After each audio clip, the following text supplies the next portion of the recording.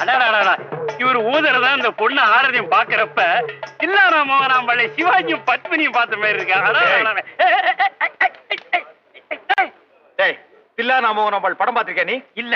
சிவாஜி கணேசன் பத்மினி நேர்ல பாத்திருக்கியா? இல்ல. அப்புறம் எதை வச்சுடா இந்த மூஞ்சி சிவாஜி கணேசன் அந்த மூஞ்சி பத்மினின்னு சொன்ன? சொல்றா சொல்லு.